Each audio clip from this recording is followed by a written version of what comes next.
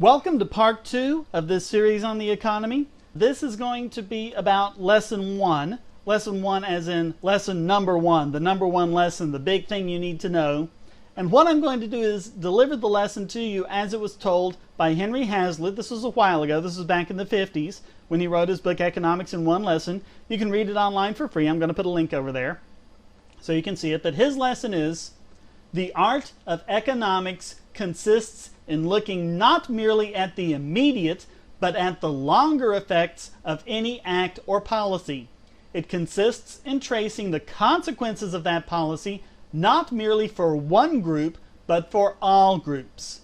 So in other words, when you have an economic policy, what you need to be looking at is not only what you intend to come from it or what you think is going to come from it, but also any side effects. And this is where you get into something very powerful called the law of unintended consequences. It's not really a law, kind of like Murphy's Law. Some people say doctrine of unintended consequences. Others say hidden costs or hidden effects or whatever. There's going to be other stuff that happens. It's kind of like if you take a medicine and it has the effect you want, but it also has all these side effects. Same kind of idea. The law of unintended consequences says that other things are going to be happening. So what are these other things? Well, let's just imagine this. Let's imagine that you're driving down the road and there's a place on the road where there's kind of a ditch with a drop-off, and that makes you nervous. And you think, gee, the government should put up a barrier there. And then the government does put up a barrier, and then you drive by again, and the barrier's there. Now think about how you drive now that the barrier's there, as opposed to how you drove before the barrier came up. You drive pretty differently. Without the barrier, you were more cautious. Maybe you slowed down, maybe you were more alert, you really didn't want to go off the edge. With the barrier there was a lulling effect. You said, oh, I'm safer. Maybe not consciously, but it was like, oh, I'm safer, so you relaxed and went through it. But what that meant is that before the barrier, you were driving more safely. That means you were less likely to get in an accident than you are now. Now, that makes sense because the consequences are different. You don't have the consequence of going into the gully. But it only makes sense if the consequences are commensurate with your reaction to it. If you're overestimating the value of the barrier, then what you're doing is you're being less cautious than you should be, and overall, the effect of the barrier might actually be that there are more accidents. Now, I'm not saying barriers are bad. I'm just saying every time you do something like this, you have to take this into effect. When you say, is the barrier going to be effective, you have to consider not only the consequences of having the accident, but the consequences on the psychology of the drivers. You've got to consider them all and figure out which way wins out in the end. That's the essence of the law of unintended consequences, and if you want to learn more about that particular effect, look up the Peltzman effect. Now, the premier example in economics of this is something raised by Frederick Bastiat back in the 19th century, and Hazlitt wrote about it in his book. It's called the broken window fallacy. And it goes like this. A shop owner has a store with a plate glass window. A boy comes along, throws a rock, and breaks out the window. Angry, the shop owner runs out and starts yelling at the boy, and it attracts a crowd. The crowd gets to thinking, why is he so mad at the boy? The boy has done something good, because now a glazier has work.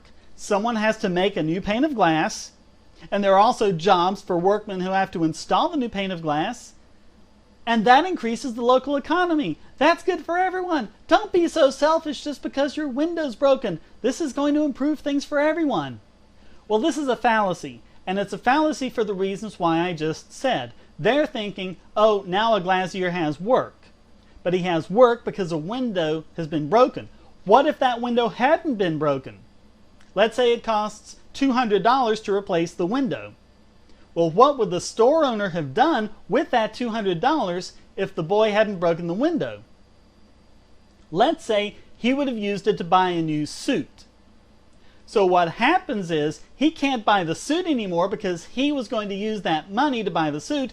Now he has to use it to pay for the new window. So the glazier's job comes at the cost of the tailor's job. But you never see that. You never see the lost suit. You never see what would have been done with the money. We can actually show this mathematically. Let's look at the value of a new window minus the value of the broken window. That is greater than the value of the new suit. That is why the business owner is going to spend the money to fix the window and decide not to get the new suit after all. The broken window might actually have a negative value because it lets in flies and messes with the air conditioning and everything. So that's not a good thing. So he wants his window fixed. That's how the crowd's thinking. But what they're not doing is they're not considering the value of the new window versus the value of the old but unbroken window. If we do that, we see that the value of the new window minus the value of the old but unbroken window is less than the value of the new suit. Now you can make the argument that when he puts in a new window, he's going to put in a better window. Maybe it'll be better insulated, maybe it'll be soundproof or whatever, it'll be a better window. It doesn't matter. If he had thought that those improvements were worth it, if the value of having the new window was that great, he would have replaced his window without it having to be broken. And this is a big thing that people just don't get. One example is back at the end of 2004, we had the Asian tsunami. It killed over 300,000 people.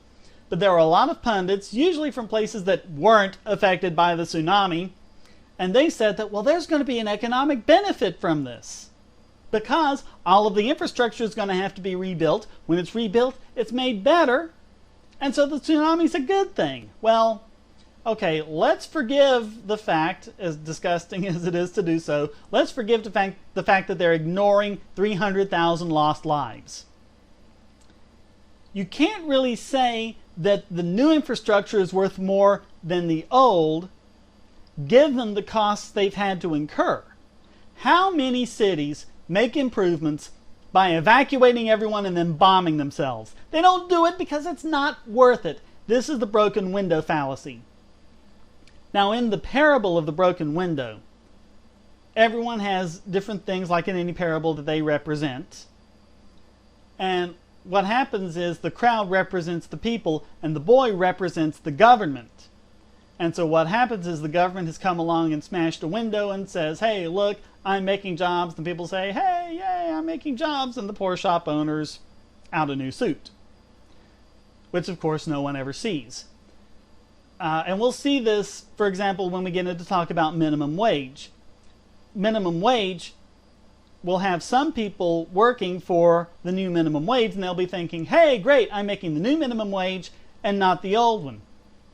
What you don't see is the people who lose their jobs because of the minimum wage, because that's harder to see. And this is true with all sorts of stuff. We'll see it in more detail when we cover that in the future video.